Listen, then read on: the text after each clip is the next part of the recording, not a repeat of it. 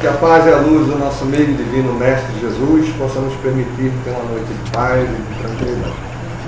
A gente vai fazer um bate-papo, não é uma palestra, até porque a gente não tem muito quórum para isso.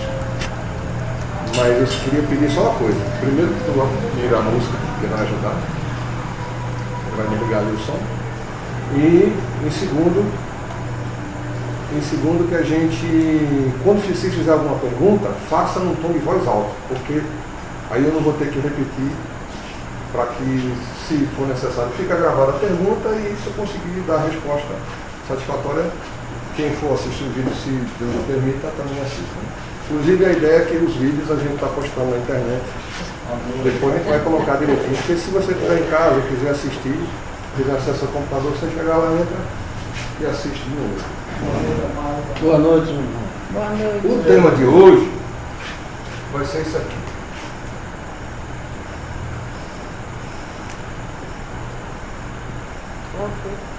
Tratamento Espiritual.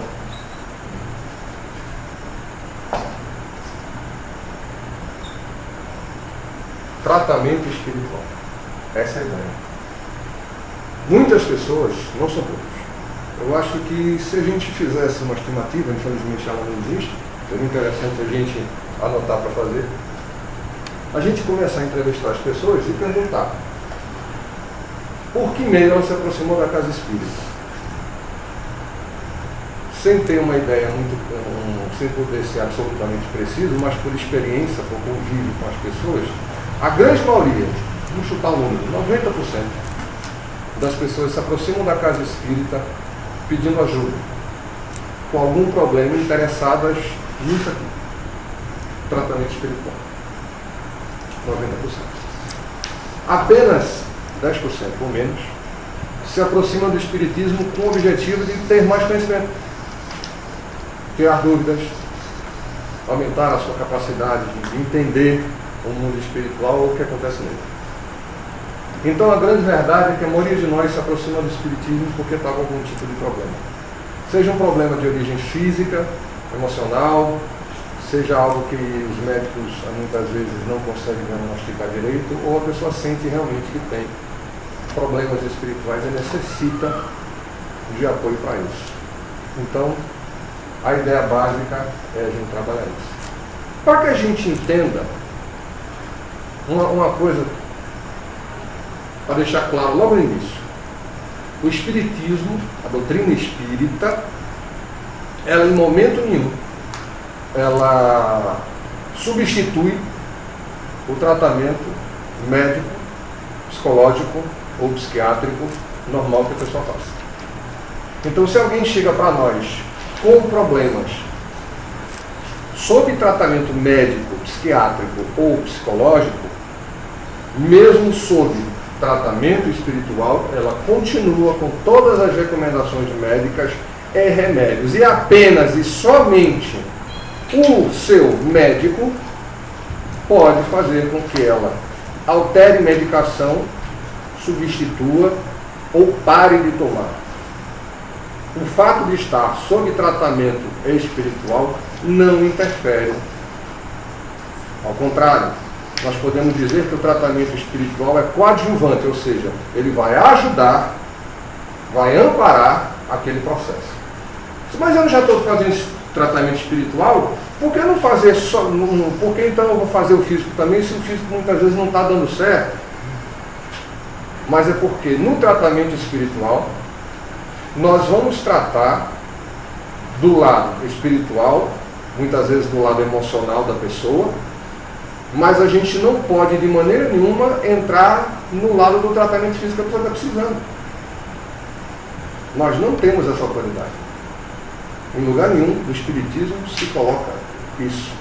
Porque muitas vezes acontece que a partir do momento que a pessoa começa a fazer o tratamento espiritual, e várias pessoas relatam isso, há uma melhoria no quadro geral da pessoa. A pessoa começa a reagir, às vezes, positivamente à medicação, o que antes não acontecia, e há uma melhoria do quadro, ou seja, é um apoio. Ela não substitui.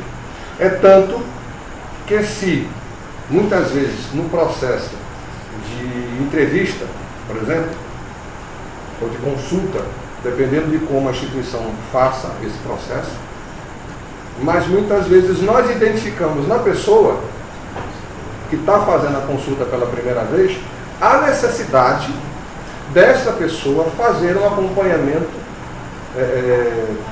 psicológico também. Por exemplo, uma pessoa chega na casa espírita e com sinais claros de um processo depressivo profundo. Essa pessoa vai precisar de acompanhamento psicológico. O simples fato de estar ouvindo palestra ou tomando passo água fluidificada não vai lhe dar o suporte total do que ela precisa. Porque as causas, o gatilho, digamos assim, que gerou aquele problema, pode estar relacionado aos conflitos emocionais daquele indivíduo. E ele necessita de alguém habilitado a trabalhar com ela o seu processo emocional, para que ela possa reagir. Nesse meio tempo, através do processo do tratamento espiritual, nós vamos ajudá-la a reequilibrar-se fluidicamente, psicologicamente, e a entender os processos que acontecem através do esclarecimento, os processos do dia a dia, da vida, dos conflitos, porque na maioria das vezes nós nos chocamos perante a vida porque a gente vai de encontro aos nossos problemas, às nossas dificuldades, e isso vai criando uma revolta dentro da gente. Então, Fala alto, pessoal. Vou fazer uma pergunta. Tipo assim, eu tomo remédio de pressão, né? Você sabe. Certo. E quando eu estava passando mal, eu estava passando remédio controlado. Eu estava tomando remédio controlado. Certo. Aí, ultimamente, eu coloquei, já tem mais ou menos um mês. Eu não estou tomando mais remédio para dormir. Eu não estou tomando mais remédio de pressão, porque eu comprei uma academia, eu estou tirando minha pressão está normal. Aí eu estava pensando, eu acho que eu vou parar de tomar remédio de pressão. Mas eu acho, depois eu volto atrás. Eu tenho que primeiro ir no médico, você acha que eu devo ir primeiro no médico? Com certeza. Porque o processo é o seguinte, tá? Eu não sou médico. Você está falando. Não, ponto importante. Eu que você está perguntando é o seguinte, você estava tomando remédio de pressão, começou a tomar um remédio para ajudar o seu equilíbrio emocional. Exatamente. Né? E desde que você está conseguindo se sentir mais equilibrado, você não teve mais picos de pressão. Exatamente. Então você está achando que deve interromper a medicação. Só o seu médico vai avaliar isso. O que muitas vezes acontece é o seguinte, ele pode diminuir a dosagem. Tá? Ele pode diminuir a dosagem, mas vai depender da avaliação dele, porque ele vai fazer um acompanhamento com você. Certo? E pessoas que têm problema de pressão constante geralmente não ficam boas. Porque a minha pressão é emocional. Aí você mais do que nunca você tem que acompanhar. Mas sabe o que é? É porque é o seguinte, se você, por exemplo, se você der uma caminhada dali para a esquina e voltar, sua pressão muda.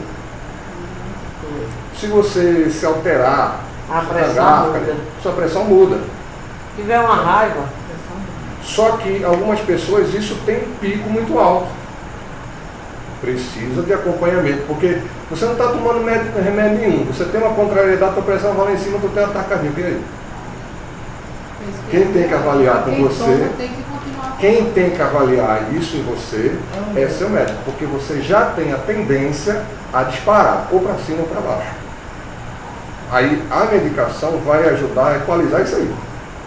Aí quem vai dizer a você se no momento de surto você pode ou não substituir, vai ser um médico. Entendeu? Aí é interessante sua colocação, porque a casa espírita ela pode lhe ajudar a buscar o seu equilíbrio emocional, através do estudo, do trabalho, através do conhecimento a respeito das coisas da vida, a respeito das leis de causa e efeito. Então a gente passa a ver a vida com mais tranquilidade. Os choques acontecem. Ninguém, por se tornar espírita, de repente vai deixar de ter contrariedade, de ter dificuldade. Não vai ter. Eu estava vindo para cá e eu me controlei, juro a vocês, eu me controlei mentalmente para não desejar que o motorista do ônibus que passou direto pela parada fosse por raio que eu partisse. A bicicleta, mas tem gente Eu digo, eu não posso fazer isso, porque geralmente quando ele queima uma parada,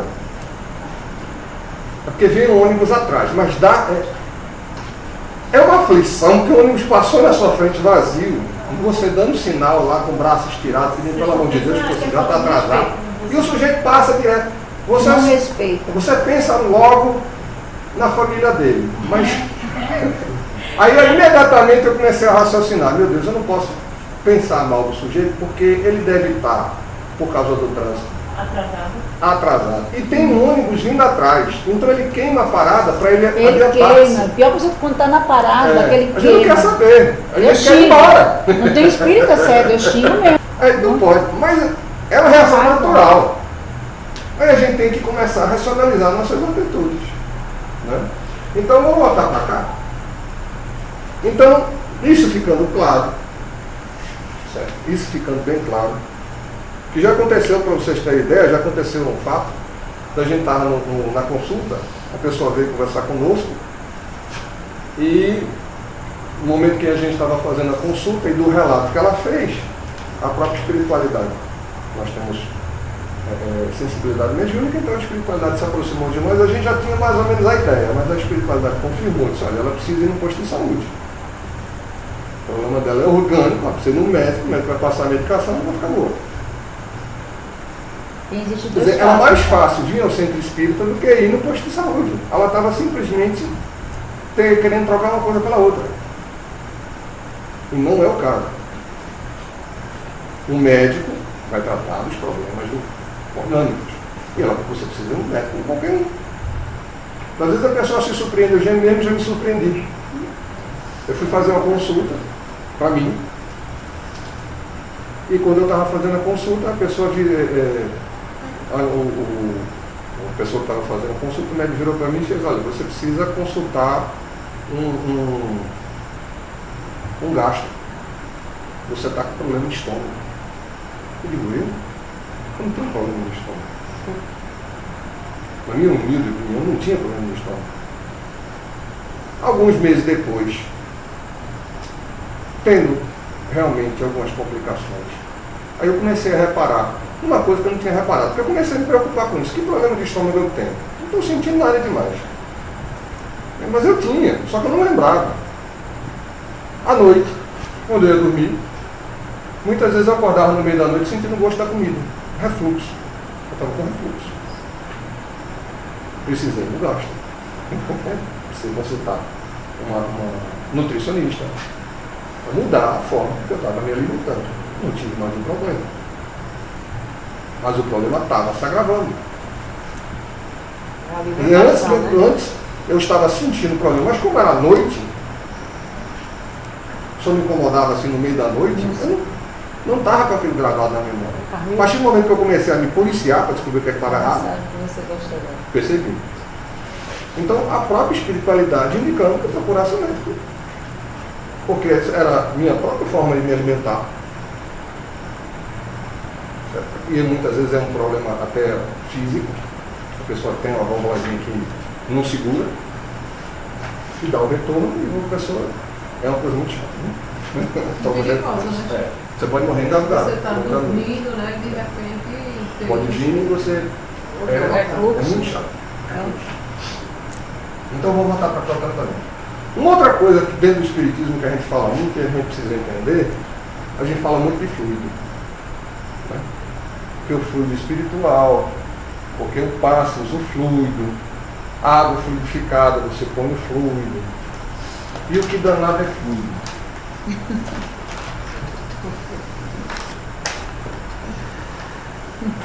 E é fluido, viu? Não é fluido não, é fluido não. Não é fluido não. Às vezes a gente fica naquela briga, não é fluido ou é fluido? É fluido. E o que é fluido? Se a gente for para a ciência, a gente tem que tomar cuidado quando a gente fala de espiritismo, senão a gente começa a dar aula de física e química. Eu estava falando sobre essas coisas que a gente estuda, a gente acaba comentando em casa. Se a gente for em ciência, fluido é uma substância que se comporta ou se assemelha a um líquido. ou se comporta como tal. Então, uma substância que age ou que se comporta como um fluido, como um líquido, a gente considera um fluido. Então, o fluido não é só água, pode ser muita coisa. Não é verdade? Só que no meio espírita, a gente usa esse termo de forma diferente. Por quê? Porque quando Kardec começou o trabalho dentro da doutrina, ele usou um termo, ele procurou um termo que tentasse ser mais adequado. Porque a gente tem que entender que na época de Kardec não se tinha ideia, por exemplo, da energia radiante. As pessoas tinham a ideia de que o menor elemento da matéria e indivisível era o átomo. E hoje a gente sabe que não é. Então a ideia da ciência ainda era restrita. Se a gente fosse trabalhar isso hoje, tentando usar termos mais próximos à ciência, a gente ia entrar aqui na questão da física quântica.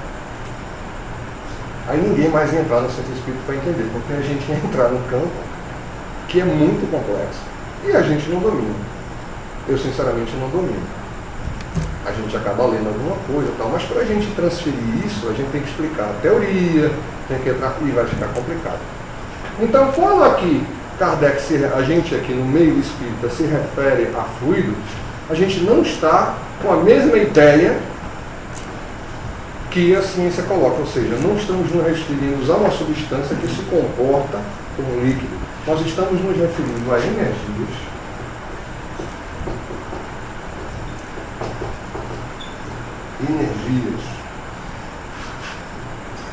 Isso numa condição... Oi? O fluido é energia. Não é como espírito. Mas mesmo essa colocação da energia é relativa. Vou colocar dessa forma. Para nós, existem 3 elementos gerais no universo. Quem chuta? Existem 3 coisas fundamentais no universo. Quem chuta? Vamos lá, a gente já deu isso tanta aula, bora ver. Primeiro, Deus. O segundo, ninguém arrisca, nossa, a gente precisa estar mais. O Espírito. E o outro? Hein? Santo? Não. Espírito Santo é outra briga, para outro dia. É outra história. Porque tem Deus Pai, Deus Filho, Deus Pai e Espírito Santo. Não. É matéria. Segundo os nossos amigos espirituais, os espíritos são os 3 elementos gerais do universo. Deus, Espírito e matéria. Deus porque é o Criador incriado, fonte de todas as coisas, que a gente humildemente considera nosso Pai. Criador, incriado, força suprema, como a gente quiser chamar. Porque na nossa insignificância a gente não tem como definir, não. Nós sabemos a sua existência, nós acreditamos convictamente na sua existência pelo simples fato de nós observarmos as causas da sua ação, que é a própria vida, são as leis naturais, as leis universais que regem a matéria, o universo, e ver que em tudo existe uma razão, uma lógica. Não dá para do caos nascer ordem. Não faz sentido. Da bagunça só sai bagunça. Tem que haver alguma diretriz. E essas diretrizes que existem, se existem leis que regem as coisas, é porque existe algo, alguém, alguma coisa que os criou e os direciona. Então nós consideramos Deus. O Espírito, porque senão tudo era matéria, e o Espírito não é matéria. Nós nos utilizamos da matéria. Nesse momento eu estou falando com vocês, utilizando um corpo que hoje em dia, uma outra colocação que eu achei muito inteligente, que diz assim: nós somos um conjunto eletrônico. Porque na verdade nós somos um conjunto de átomos que está junto, agregado. Então, a própria matéria, né, nessa colocação hoje em dia a gente poderia ver de outra forma, mas vamos continuar assim. Então, eu estou utilizando o meu corpo físico para me comunicar no meio material em que a gente se encontra. É por isso que a gente não consegue ver o espírito, normalmente, facilmente. Porque ele está numa condição fora da nossa dimensão, da nossa terceira dimensão. A gente não vai conseguir vê-lo com a mesma facilidade. A sua agregação, a forma de energia que o reveste, que seria o seu corpo espiritual, o seu perispírito, está fora da nossa condição normal de percepção. Aí vamos nos concentrar aqui então na matéria. Está dando para entender, gente? Está ficando chato? Não. Eu estou tentando ser o mais simples possível. Segundo os nossos amigos espirituais, existe uma coisa chamada... Eu já comecei pelo meio. Fluido. Quem completa? Fluido cósmico. O fluido cósmico universal. Esse fluido seria, ou energia, seria o princípio básico de onde tudo o que é matéria ou energia emana. São modificações desse princípio básico. Alguns amigos espirituais costumam usar o termo hálito divino ou hálito de Deus. Então, esse fluido cósmico, ele gera tudo, todas as coisas. E o que nós vemos é que, na natureza, tudo são transformações. Certo? Tudo são transformações. Então, a partir daqui, os diferentes fluidos vão formar as diferentes energias em diferentes condições de agregação, até chegar na nossa condição de entendimento da matéria. Ok? Então, quando a gente fala em fluido, nós estamos falando um pouco além da matéria física. Nós sabemos, por exemplo, que antigamente se achava que só existiam 4 formas de agregação da matéria. 3, que era o sólido, o líquido e o gasoso. Só existia os 3. Só existia isso. Ou era sólido, ou era líquido, ou era gasoso. Só tinha os 3. Mas através de experiências de William Crookes, que sem ele a gente não tinha nem televisão, que ele inventou o tubo de raios catódicos. Quem antigamente, eu não sou mais tão jovem, então quem lembra que hoje em dia quem tem menos de, quem tem 13, 14 anos, acho que já conheceu TV LCD, né? Mas quem lembra as televisões que tinham um tubo de imagem, aquelas TV grandona, A caixa de madeira. aquela caixa de madeira com um tubo de imagem, aquilo é uma caixa de tubos católicos. Através de raios católicos. A outra está brincando já com a ciência. O cara aqui do meu lado. Não tem problema. Assistir a TV, é o tubo de imagem. Acho que eu tive É o tubo de imagem. Aquele bom e velho tubo de imagem. Que utilizava esses raios. Então ele comprovou que havia. Aquela que tec. Ele comprovou que havia, além desses elementos, outros raios, que não eram outros raios invisíveis ao olho nu, mas que existiam. E através dele também a gente acabou descobrindo o quê? O raio-x. Não é interessante? E meio que por acaso, porque ele colocou a mão na frente e viu os ossos. Uma das experiências, ele colocou a mão e viu os ossos. Como é que eu posso ver através da boca? É um raio-x. Não é interessante?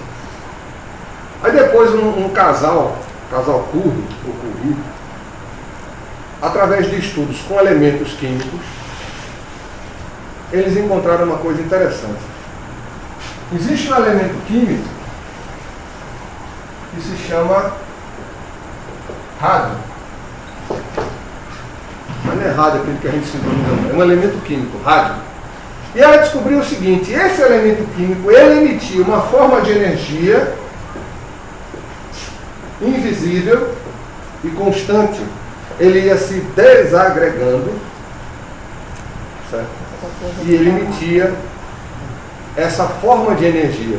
Então eles batizaram essa forma de energia, quem chuta? Ninguém? Eles batizaram de radioatividade. Que esse elemento químico ele gerava. E adivinha do que esse casal Cury morreu? Envenenamento por radiação. Não se sabia na época, era novidade. De tanto examinar o produto, acabaram morrendo envenenados por ele. Agora, uma coisa interessante. Depois, continuando o processo de estudo, chegou-se à conclusão que não só o rádio, mas tudo, de certa forma, irradia energia. Só que alguns de forma mais intensa. Por isso que, se você for fazer um reator nuclear, você vai usar urânio. Porque ele tem uma alta concentração de radiação. Já tinha descoberto. Eles descobriram, mas ninguém sabia, por exemplo, que fazia mal e matava. Entendeu? Que havia efeito sobre o organismo. Eles não sabiam. Eles descobriram que isso existia. Mas os efeitos que tinham ninguém sabia. Aí depois se descobriu o seguinte: não só o rádio, mas muitos outros também tem isso. Aí o que aconteceu? Ele tirou o O. Aí, em homenagem ao casal Cury, em vez de radioatividade, hoje a gente diz radiatividade. Tirou o O. Aí permaneceu o nome sem o O de rádio, porque não é só ele. Então hoje a gente diz radiatividade, não radioatividade. Por causa dessa diferença. Em homenagem a eles, continuou-se a usar o mesmo nome. Então hoje a gente sabe que existe um elemento radiante. O estado radiante da matéria, onde ele se transforma em energia. Então, quando a gente fala no fluídico, a gente está além do radiante. A ciência ainda está descobrindo aqui, a ciência está começando a entrar no plasma.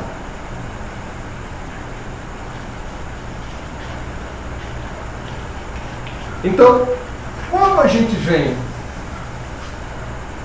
fazer um tratamento espiritual, eu vim para a casa espírita fazer um tratamento espiritual. Como é o tratamento espiritual na casa espírita? Eu me lembro que certa feita eu trabalhava numa instituição e coincidentemente, ou não sei, o centro espírita ficava numa rua e o centro de Umbanda ficava na rua de trás. Nada demais, nada contra. Inclusive, era uma pessoa muito boa, tudo mais. Fazia até evangelho dentro do centro, mas continuava com as práticas humanistas normais, né? Mas por que essa referência? Porque certo dia nós estávamos numa reunião de juventude, que era na parte da tarde, as reuniões geralmente públicas doutrinárias são à noite, na maioria das instituições. E a gente estava à tarde, no sábado, porque era reunião de juventude, onde os jovens se reuniam para fazer uma reunião, debater evangelho, vários temas. E entrou um rapaz no centro espírita. Mas olha, parecia que ele estava entrando num campo minado. Num lugar perigoso.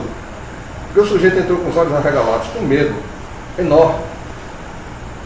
E entrou assustado, nervoso. O povo tem medo de ser. E eu estava do lado de fora sentado, que eu estava anotando algumas coisas, estava preparando uma outra aula. Aí ele se aproximou de mim, quase num sussurro, e disse assim: eu posso participar da reunião? E claro que o senhor pode participar, entre, faça o favor. Ele foi entrando, mas ele falou comigo com os olhos arregalados, porque eu comecei a rir. Quando ele entrou, eu já comecei a rir, imaginando. Na hora, eu olhei para o rosto dele assustado e fez assim: ele errou de centro. Ele acha que entrou no centro de Umbanda. Mas na verdade, ele ia, se ele viesse diretamente para o centro espírita, ele ia fazer a mesma cara, porque ele não tinha noção nenhuma. Mas eu digo, eu acho que ele errou de centro. Aí ele foi assistir a reunião. Quando ele saiu tão aliviado. Estava renovado. Se sentindo bem. Oh, adorei a reunião, foi maravilhosa. Aí que eu disse a ele a verdade. Ele disse, mas eu acho que o senhor ia aonde? Disse, não, eu ia no centro de fulana. Aqui não é o centro de fulana. Eu digo, não, o senhor rua de porta. Centro de fulana na rua de trás. Eu digo, aqui também é o centro espírita, lá é o centro de Umbanda. Mas não tem problema. Se o senhor quiser vir assistir a reunião pública, fazer uma consulta, fazer um tratamento, aí o senhor vem à noite. Essa reunião de juventude. Nosso trabalho mesmo é à noite. Ou o senhor vai aí atrás com o centro de Umbanda. O senhor vai onde o senhor achar melhor, se sentir mais adequado. E foi interessante. Mas muitas vezes acontece isso mesmo. As pessoas se aproximam do centro espírita, às vezes como último apelo. Já tentou um pouco de tudo. Já foi no médico, foi no psicólogo, foi no psiquiatra e não consegue ver uma solução. No centro de Umbanda. Hã? Até no centro de Umbanda. Já foi no centro de Umbanda, vem para espírito. Às vezes ele não consegue não se sente bem, não consegue se colocar. Mas passa por tudo primeiro para Ô Chico, deixa eu fazer uma pergunta. Oi. Aí, no caso, uma pessoa tem uma cura dentro de um centro espírita, é porque o processo era espiritual. Olha, eu estou colocando essa questão, eu fiz essa comparação para mostrar como às vezes a pessoa se aproxima da casa espírita com medo. Ou da casa espírita ou da casa de Umbanda. Mas o fato da pessoa ir no centro de Umbanda e lá receber um tratamento, sabe, lá não vai dar certo, aqui vai dar. Ninguém está dizendo isso não. Não, eu estou me referindo à saúde das pessoas Sim. de tratamento espiritual. Repete a pergunta. Olha, vou abrir. Certo. Uma pessoa chegou aqui com um problema seríssimo que o médico já ia operar. E ela ia usar uma bolsa aqui. De colostomia. É aquela bolsa que a pessoa abre o intestino e fica... Com a urina descendo, sei lá. É. E eu atendi, não sei se a Mara estava aqui. Eu atendi essa pessoa numa emergência porque essa pessoa mora no Janga. Certo. Aí pedi, eu disse, pode vir, eu atendi a todos. Então eu pedi primeiramente a Deus, porque a gente não é nada, né? E ao meu mentor espiritual que ajudasse o equilíbrio, que ela, se fosse do merecimento dela fica boa. Certo. Aí quando terminou tudo, aí eu olhei pra ela assim, ela ficou, sabe, que ela tinha muito medo também, do espírito, você falando eu lembrei. É. Ela veio pela necessidade. Ela veio pela dor. Pela dor. Pela Ela dor morreu, mesmo. veio pela dor. Porque ela é jovem, bonita, é a tia do meu neto. Pronto. Certo. Aí eu disse, olha, Tatiana, agora você agradeça a Deus. Foi feita uma cirurgia e foi retirada uma massa. Eu disse isso e aí ela toda assim, assim. Aí disse a irmã, né, a filha. Sei não, aí eu não acredito muito nesse negócio de espírito não. Aí quando foi a semana retrasada, ela ligou pra mim, ela tornou-se espírito.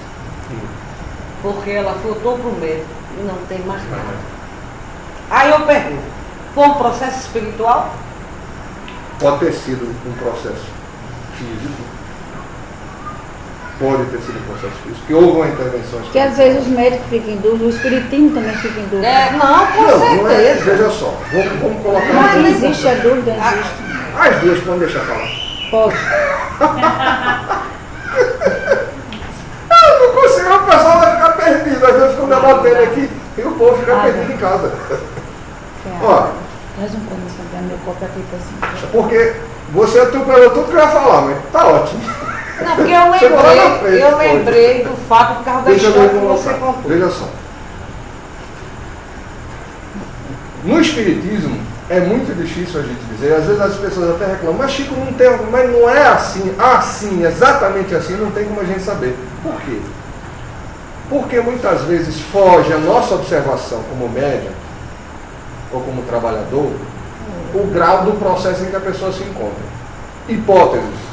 Ou seja, é possível que a nossa amiga tivesse um processo físico que estivesse causando problema, com a ajuda da espiritualidade, por intervenção do plano espiritual, naquele momento, através do passe, houve uma retirada. Eles literalmente retiraram o processo, o tumor, ou o que fosse, que estava obstruindo, que ela tinha que fazer uma cirurgia, não era isso?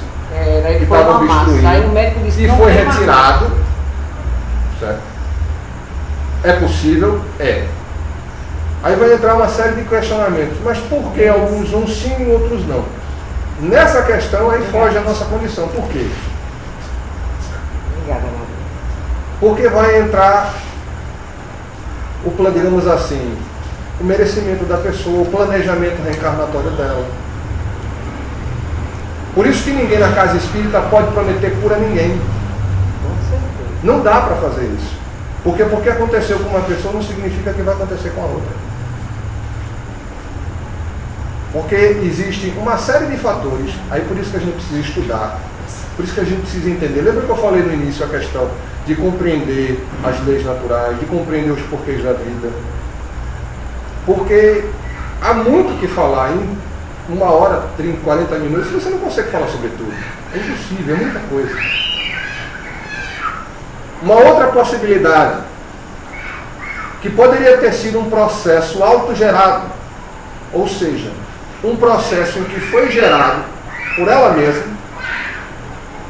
através do próprio desequilíbrio dela, um processo gerado através do desequilíbrio naquela reencarnação, que não fazia parte do seu processo, digamos assim, do seu planejamento reencarnatório. Ela literalmente não precisava estar passando por aquilo. E a espiritualidade interviu para que ela tivesse mais tempo no corpo físico. Ela autogerou em si mesma uma doença que estava a nível físico, não tinha chegado talvez a nível perispiritual. Aí me perdoe por não explicar mais profundamente, porque não dá tempo. Não, mas Vai ficar com uma entendeu, continuação. Mas deu para entender. Mas deu para entender? Com certeza. Mas quem não conhece a doutrina espírita vai ficar um pouco perdido. Peço desculpas. Mas deu para entender. Mas é porque eu disse que o pessoal perguntar se está aberto. Né? É uma aula, não é uma palestra. Né? E ainda existe uma terceira possibilidade, que era um processo criado através de um processo obsessivo, onde havia sido gerado através do fluido, mas aí numa condição deletéria, ruim, porque o fluido nem é bom nem ruim. Quem vai dar o direcionamento a ele é a nossa mente. Nós estamos mergulhados no oceano de energias. Quem direciona a energia é a nossa mente. Por isso que aplicar passe não é abanar o sujeito, não, porque ele está com calor. Não me adianta nada ficar na frente do sujeito para cima e para baixo com as mãos, se a minha mente não está participando de nada disso. Quem direciona o fluido é minha mente. Tanto que eu posso aplicar passe sem usar as mãos. Agora, minha condição mental, meu treinamento mental para isso, olha, tem que ser muito bom. Sim, mas quando às vezes vem um pensamento, aquela pessoa está com uma dor na nuca, aquela pessoa está com uma dor na perna. Não, aí é questão da intuição. Aí mas é a questão que eu falo é o seguinte: se eu vou aplicar nela energia, eu tenho que desejar usar a minha vontade para dar impulsionamento àquele fluido, para que ela realmente receba ajuda. Desejado. E quanto mais forte a minha vontade, mais intensidade eu vou direcionar. Lógico que aí a gente vai entrar, eu estou pulando a sequência que eu estava dando, mas na questão do fluido é isso. O que vale no passe, certo? São duas coisas. Você tem a questão do magnetismo, que é individual, é minha, ou seja, eu sou passista. Então eu posso aplicar um passe magnético. Eu vou utilizar da minha energia, dos meus fluidos vitais, que eu possuo, que eu posso angariar no meio ambiente, eu usino, eu trabalho isso no meu próprio organismo. E eu posso usar para doar para a pessoa. Quando eu uso só o meu fluido magnético, quando eu terminar de aplicar o passe em umas 10, 15 pessoas, eu estou morto. Não morto literalmente, não, enterrado não. Eu estou cansado. Porque eu estou doando de mim. Na casa espírita, a gente busca usar mais o chamado passe espiritual, onde nós nos fazemos de intermediário da espiritualidade, utilizando, rogando a Deus e nos fazendo veículo, digamos assim, um filtro para as energias espirituais, um magnetismo espiritual. Só que nunca só é um. Não dá, por exemplo, eu vou aplicar um passe só magnético. No momento em que eu desejo ardentemente ajudar alguém, quem me garante que eu não estou sendo intermediário do plano espiritual? Que alguém está me ajudando. Por mais que eu não queira. Potencializando aquilo que eu estou dando. Entendeu? E mesmo que eu queira dar só um passe espiritual, eu acabo sempre doando alguma coisa de mim. Mas uma coisa, na prática, na observação, a gente vê o seguinte: no passe magnético há um certo cansaço. No passe espiritual, muitas vezes você consegue dar muitos passes, quando acaba o passe, o médium não está se sentindo o menor cansaço. Às vezes ele sai mais energizado, mais cheio de energia do que quando entrou. É o que acontece comigo. Você sai com a pilha toda, digamos assim. E quando você está tomando passe, você está jorrando a energia para mim, eu estou te desejando. Há uma troca. Uma troca, né? Há uma troca, sempre há uma troca. Porque a maioria fica só esperando. Não, mas eu entendo, a troca é automática. Mas eu acho que o certo é. Mas não, a troca é automática. Você não tem que vibrar para o passista, não. Você tem que ficar receptivo. E não vibrar de volta mesmo. Mas a troca é automática. É tanto que às vezes o passista, quando vai aplicar o passe a alguém, dependendo da condição que a pessoa está, ele pode passar mal. O passista começa a se sentir mal, porque ele vai sentir, dependendo da sensibilidade dele, os fluidos que envolvem você. Porque ele não vai haver uma troca. Só que como ele está, espera-se, preparado para lidar com isso, ele vai dispersar aquele fluido. E ele literalmente, eu estava até lendo Jacobello a esse respeito, e ele diz uma coisa interessante: é como se fosse um hemodiálise. Ele vai literalmente usinar aquele fluido e vai devolver para você de outra forma. Porque lembre-se que ele vai estar secundário, desde que tenha boa vontade, desejo sincero de ajudar, esteja com a mente voltada para isso, pela espiritualidade maior. Então, o fluido é essencial nesse processo. Então, na casa espírita você tem, eu vou colocar aqui, mas infelizmente pelo tempo não vai dar para a gente falar de tudo. Me comprometo a gente fazer um segundo, um terceiro, Continuar. Não vai dar, né? Já que o objetivo é a gente aprender. Então vamos colocar aqui, me ajuda. Como é que é o tratamento na casa espírita? Pelo menos isso eu vou me dizer, né? Porque até agora ninguém participa, só faz pergunta na jugular. Mas pai, me ajuda.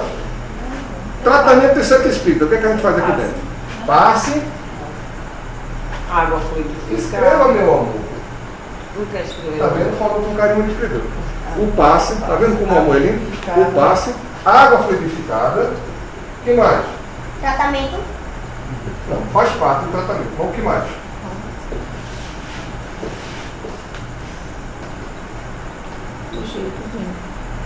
Fugiu. Esse disse que Fugiu tudo da cabeça. Fugiu, corre atrás, não deixa ele embora não.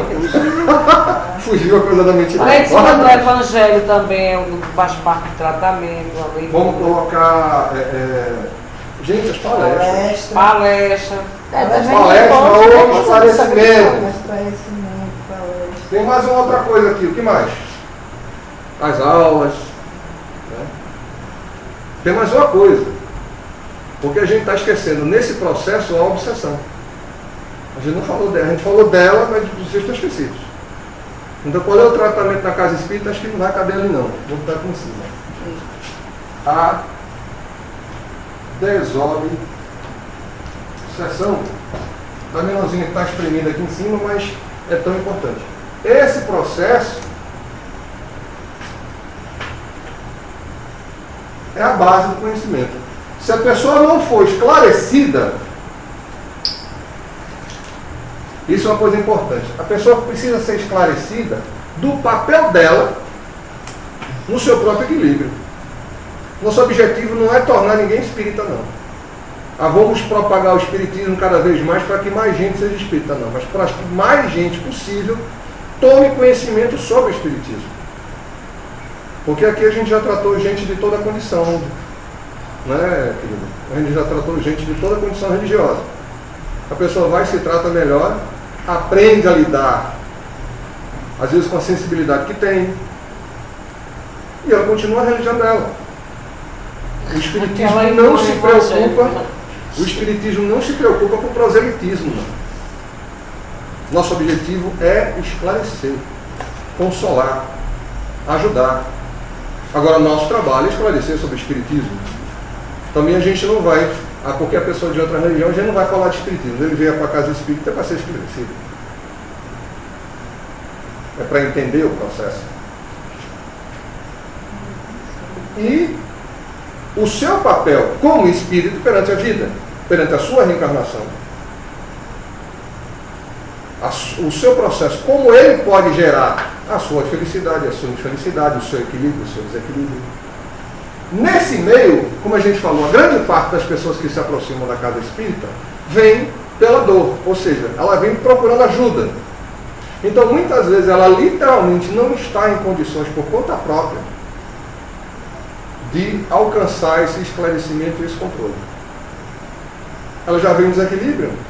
A pessoa está desequilibrada, angustiada, sofrendo depressão, processos obsessivos, os processos orgânicos, você chega para ela e diz, meu irmão, seja feliz, você tem que mentalizar positivo. O cara está se acabando. Eu já vim pedir ajuda, o cara quer que eu faça tudo? Eu pensei que eles fossem me ajudar. Realmente ele precisa se ajudar, mas ele vai ter que aprender a fazer isso. Demora um pouco. A gente não pode jogar isso de uma vez só, não. Então aí vão entrar justamente isso aqui. O passe é um coadjuvante no processo de alto equilíbrio.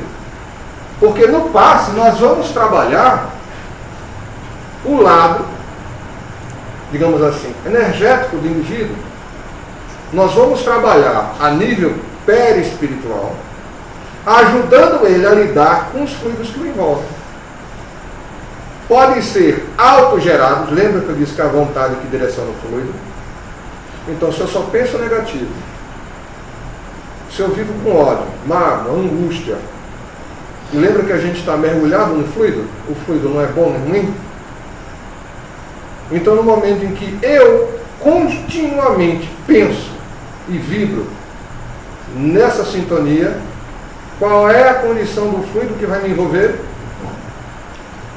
Negativo, deletério, ruim. Por quê? Eu estou dando esse direcionamento a ele. Então, a pessoa literalmente não sabe como não fazer isso. Ela primeiro precisa tirar aquele fluido, buscar o equilíbrio de novo. Ela não vai fazer isso sozinha. Aí entra o passe, que vai ajudar a recuperação da pessoa. Pode chegar ao ponto de ajudar a recuperação da pessoa a nível físico. Mas o processo da chamada cura física é relativo. Eu vou contar dois casos aqui. Um que eu escutei, eu vi na palestra de Giacomello, que eu achei muito interessante. Chegou um rapaz para ele, para quem não conhece o Giacomello, ele é um estudioso dentro do espiritismo de magnetismo e passe. E uma pessoa chegou para ele e disse assim, olha, Jacó, Deus falou comigo. Ele fala que o sujeito era bem civil. Deus falou comigo e me disse que eu vou curar um rapaz. Aí Jacó disse, Deus falou com você. Jacó já deu um passo para trás. Eu digo, ih, rapaz, esse cara está muito empolgado. Porque na doutrina espírita, embora nós acreditemos na fé, a gente usa muito raciocínio. A gente procura ser comedido, nem tanto ao mar, nem tanto à terra. Analisar sempre que possível. E esse irmão já chegou na veemência. Aí disse, como assim? Disse, não, porque tem um homem, tem um rapaz que eu conheço de infância que não gosta de mim. O sujeito pegou raiva, não lembro nem porquê. Faz mais de 20 anos que a gente não se fala. E ele tem um filho de 17 anos, ótimo menino, atleta, nadador, estudioso. Ele vive para a natação e para os estudos. O menino é excelente. Do nada, o caboclo ficou doente, foi bater no pronto-socorro. Nenhum médico acerta o que ele tem. Nenhum. Ele foi mesmo, foi. Por isso que eu estou dizendo que Deus falou comigo. Porque depois que ele procurou o que pôde, ajuda onde pôde, ele falou com um amigo para vir falar comigo para me pedir ajuda, porque ele sabia que eu era espírito. Então, se ele me procurou, é porque Deus quer que eu cure o filho dele.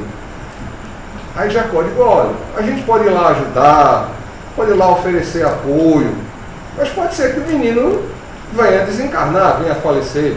A gente nunca pode dar uma certeza, como eu dizia antes, absoluta. Mas o sujeito é incisivo. Diz, não, se Deus me botou nessa, é porque Ele sabe que quando eu entro numa situação é para vencer, não é para perder não. Eu vou lá e vou curar o menino. Você vai me ajudar ou não? Diante da assertiva dele, Jacó fez algo, ele ajuda, né, na medida do possível. Não, porque era 3.000 quilômetros de distância de uma cidade para outra. Aí o sujeito ia lá e na hora, no momento, Jacó ia ficar com o grupo dele impresso enquanto ele aplicava o passo para o menino. Jacó disse, bom, vá. O menino ficou bom, está normal até hoje. Muito bem, obrigado. Curou o rapaz. Aí até Jacomelo diz assim, a questão da vontade. Esse sujeito ele não tinha boa vontade não, ele tinha certeza de que ele ia curar o rapaz. Agora, para ver como nem tudo é preto e branco, às vezes as coisas ficam assim, vou contar um outro caso. Esse aconteceu com Divaldo Pereira Franco, orador internacional, médium, trabalhador da Casa Espírita. Ele, no início da juventude, um rapaz estava muito doente, morrendo de câncer, e ele foi visitar o rapaz. A esposa dele pediu que ele fosse para aplicar passo no rapaz. Ele foi aplicar passo. Quando ele viu o rapaz, um jovem, um pouco mais velho que ele, seus 30 anos, com 2 filhos pequenos, uma esposa, ele ficou conduído. Ele ficou tão conduído que ele até pensou, bom, se Deus, se o senhor quiser, só pode até dar alguns anos da minha vida para ele, para ver se ele, né? Porque o sujeito tem 2 filhos, filho ele nem tem. Se eu morrer, ninguém vai sentir falta, mas ele tem filho, mulher. E quando ele aplicou o passe com todo o coração, com todo o sentimento. Porque ele se condoeu da situação do rapaz. Nesse momento, pelo seu desejo, pela sua firme vontade, aí que a gente falou, quando o nosso desejo de fazer o bem está presente, a espiritualidade amiga se faz presente. Não importa a nossa condição religiosa, não importa em que a gente acredita, eu posso ser ateu, eu vou ser um parado espiritualmente. Deus não está interessado na nossa opinião nesse momento não, mas no que a gente está fazendo, ajudando o nosso semelhante.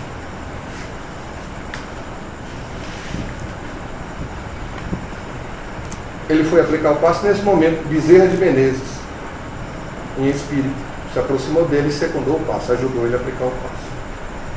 Ele sentiu isso maravilhoso, foi uma energia maravilhosa. Aí quando ele acabou de aplicar o passe, estava chegando banhado de sono, exausto, porque ele doou muita energia. Aquela questão do magnetismo, fluido, que a gente falou. Quando ele terminou de aplicar o passe, como médium, ele perguntou, ele podia ver Bezerra, ele perguntou a Bezerra, e agora, o que é que vai ser do rapaz? Aí Bezerra disse, pode ficar tranquilo que ele vai ficar curado. Divaldo não convencido de alegria. Só que ele fez a besteira de falar para a esposa do rapaz, olha, ele vai ficar curado. Aí ela perguntou, o senhor tem certeza disso? Absoluta. O próprio Bezerra de Menezes acabou de me dizer que ele vai ficar bom. Na outra semana, Divaldo voltou para aplicar passe de novo. Segundo Divaldo, na época, quando alguém morria, fazia o velório em casa. Hoje em dia, a gente geralmente faz o velório no próprio cemitério, mas antigamente se fazia o velório na casa. Aí quando ele foi chegando, tinha uma coroa de flores na porta. Ele tinha tanta certeza que o sujeito ia ficar bom, que ele achou que a mulher dele tinha morrido. Porque, rapaz, o sujeito vai ficar bom de câncer, a mulher morre. Quando ele entrou na casa, estava um caixão e o sujeito deitado dentro. Aí a mulher parada do lado, cruzou os braços, olhou para ele e disse, agora, vai ficar bom? Meu Deus. E ele ficou arrasado. Né? Ficar bom para outra vida. Outra vida. Ele ficou bom do câncer. Aí Divaldo perguntou, como fez uma oração, pediu ajuda, e Bezerra atendeu. Diga, Divaldo. Só disse que ela ficou boa, e ficou. Ele está livre do câncer, no perispírito dele não tem mais câncer nenhum. A próxima reencarnação dele, ele está livre desse problema, ele foi curado. É aquele caso. Só que o curado para a gente é voltar à vida material. Para a espiritualidade não tem o mesmo significado. Entendeu como as duas histórias se confrontam? Por isso que Jacomelo, quando o sujeito começou a dizer que ia curar, Jacomelo botou os dois pés para trás. Ele não é assim, calma. O que valeu ali, ele tinha a intuição, possivelmente aquele senhor, tinha a intuição de que aquela circunstância era para realmente ajudar aquele rapaz.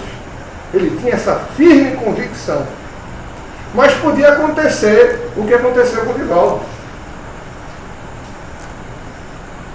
Aí que entra a questão, que a gente pode ver numa outra oportunidade, que dentro do Espiritismo, se a gente não explicar, o sujeito não vai entender. E por quê? Um fica bom, volta à vida normal, e o outro desencarna. Aí o porquê você está reencarnado? O porquê de certas doenças nos atingem tem que ser avaliado. Aquele processo de doença pode ser um processo que já vem impregnado no nosso corpo espiritual, resultado das nossas ações de um passado distante. Ele se reflete no campo físico e a gente tem um problema da doença. Por isso que nem todo processo orgânico vai ser tratado e resolvido só com passe. Não é assim que funciona. Cada caso é um caso. A gente não pode fazer observações absolutas. Tem que ser estudado. Tem que ser analisado. Não pode se prometer uma cura. Eu vivenciei um caso parecido. Um colega que a gente acompanhou ele por quase 6 meses, num processo de câncer pulmonar. E a gente aplicou passe nele semanalmente. Quando eu falo a gente, nós, que a gente é de polícia, nós aplicamos passe nele durante vários dias, uma equipe de um grupo de estudos que a gente participava. E o nosso irmão, próximo já do desencarne dele, a gente foi informado pela espiritualidade, através de um dos membros do grupo, que ele ia ficar bom.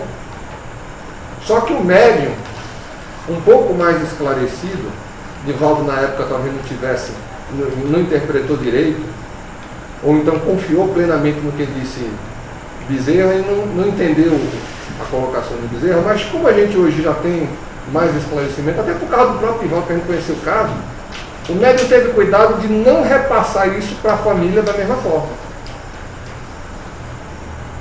Porque o curar talvez não fosse o que a gente esperava. E não foi. Ele ficou curado porque desencarnou. Ele estava livre daquele processo em que ele conseguiu vencer com fé em Deus, com resignação.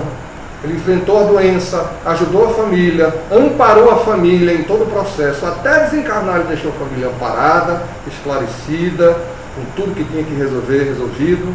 Ele desencarnou em paz. Mas a gente ficou frustrado. A gente queria que ele continuasse no campo físico. Porque a nossa visão ainda é a visão material. Mas por que permanecer reencarnado se seu tempo já acabou? Se aquilo que você tinha que fazer já encerrou. É a nossa visão ainda do campo físico. A gente precisa rever nossos conceitos. Não simplesmente sair, então é melhor me matar e ir embora. Não funciona assim não. Aí você se complica. É na hora certa. E o tempo não está nas nossas mãos, está na mão de Deus. Deixa eu fazer uma pergunta. Pois não. Minha mãe fez uma pergunta a mim hoje. Aí ela fez: ô minha filha, me diga uma coisa. Você acha que aquele povo que morreu essa madrugada, aquele povo que morreu nessa madrugada lá na boate lá, você acha que chegou o dia deles? Aí eu disse: bom, na minha concepção eu acho que não. Porque aquilo ali foi um acidente. Eu acho que não chegou o dia deles não. O que você acha disso? Olha, é aquilo que eu falo no início. É muita pretensão, a palavra melhor é essa, afirmar 100% que é isso. Mas o que acontece é as chamadas mortes coletivas. Quando há um grande número de indivíduos que morrem, certo? Juntos, numa situação, geralmente é um resgate. É uma oportunidade de superar um problema ou algo que aconteceu em grupo. Como vai estar aquele pessoal do lado do plano espiritual? Vai depender de cada um. Eles podem ter morrido lado a lado, mas cada um vai estar numa condição espiritual diferente, dependendo de como ele viveu, do que ele acreditava. Entende? Cada um vai depender disso. Mas com certeza não estão sós. Eles são amparados, são socorridos. A gente está comentando um acidente que houve no Rio Grande do Sul. Ontem, não foi? Foi ontem? Né? Que houve um incêndio. Hoje de madrugada, que houve um incêndio. E morreram 90 pessoas. 232 pessoas já foram encontradas mortas. Nossa, quando eu vi no jornal Já era chegou só a 90. 240. 232 até 7 horas da noite. Aí a gente tem que imaginar que realmente é um resgate coletivo. E a boate só tinha espaço para 900 E pessoas. tinha mais de 1.000 pessoas, né? Para mais de 1.000 pessoas. É um resgate coletivo. Ou Esse seja, é uma necessidade em grupo. Onde aquelas pessoas... os corpos estavam todos no galpão e as famílias indo reconhecer. Agora, é aquela história. Isso não isenta o caso de ter sido um acidente. E não isenta a responsabilidade de quem provocou. Por isso que é uma coisa complicada. Foi isso que eu disse a ela. Não isenta a responsabilidade Isso de pode quem ter sido um provocou. acidente e pode ter sido provocado. Não, Então, para mim, Foi provocado foi a hora porque deles. foi provocado porque foi um E acidente. pode também ter chegado Foi um acidente. a hora de cada um que se foi, porque tinha muita gente no meio Só e pra gente muitas... encerrar, Consegui salvar ele. só pra gente encerrar, É complicado. por causa da hora, eu fiquei devendo muita coisa, eu tenho que rever esse vídeo. Depois a gente... Muita coisa pra gente rever. Domingo. Mas, só para a gente entender mais ou menos isso aí, assim, tem uma expressão que diz assim, você só morre no dia que tiver escrito para você morrer. Não, você pode morrer porque você foi descuidado. Pode. Mas num caso assim, onde há um acontecimento de tamanha repercussão, de tamanho nível, a gente imagina que tenha sido um resgate coletivo. Agora, você só morre no dia que tiver que morrer? Não. Você pode, por exemplo, abreviar a sua vida dependendo de como você a viva. Você pode consumir o seu organismo através de excessos, fazendo mal a si mesmo, alimentação, vícios, e você pode causar uma morte prematura. É o que a gente chama de tem até uma expressãozinha, né, suicídio... Um suicídio paulatino, a pessoa vai se matando devagarinho. A pessoa não vai botar uma arma na cabeça e vai se matar, mas na verdade ela está abreviando o tempo de vida dela. Porque ela não está utilizando o organismo adequadamente. Então, bora. Tá? E pode acontecer do sujeito, para você ter uma ideia, durante algum tempo eu realmente acreditava nisso, eu acreditava que a gente só morria no dia. Aí uma vez eu vi um registro de Chico Xavier que me fez procurar estudar mais a respeito. Era uma carta, uma das chamadas Cartas Consoladoras de Chico, onde ele escrevia recados de amigos desencarnados, parentes desencarnados, para os familiares que haviam ficado encarnados. E o rapaz narrava que havia morrido, vamos usar uma expressão mais popular, morreu de graça. Ele saiu com os amigos, foi nadar no rio, que ele não conhecia, era a primeira vez que ele ia naquela região. Ele pulou no rio, só que havia uma pedra submersa, ele bateu com a cabeça, quebrou o pescoço e morreu na hora. Ele não estava previsto em morrer naquele dia, não. Ele tinha muitos anos de vida pela frente. Ele morreu, literalmente, por falta de cuidado com a própria vida. Ele abreviou a própria vida sem necessidade. Ele foi descuidado. Pode acontecer? Pode. Nós somos responsáveis pelo que fazemos conosco mesmo. A gente põe a nossa vida em risco, a gente assume a possibilidade que a gente pode morrer. A gente pode escorregar no banheiro, no sabonete, cair, bater a cabeça e morrer. Faz parte da vida. Tem muita gente esperando que caia um meteoro e destrua a terra. Aí não olha para os dois lados da rua, eles atravessarem um carro e atropela. é preciso tomar cuidado consigo mesmo e levar uma vida normal. Vou encerrar aqui por causa do horário, mas a gente deu nossa, foi uma pincelada bem abrangente, saímos um pouquinho do assunto. Então a gente volta para a questão do tratamento espiritual numa segunda oportunidade, se Deus assim permitir. Vamos encerrar.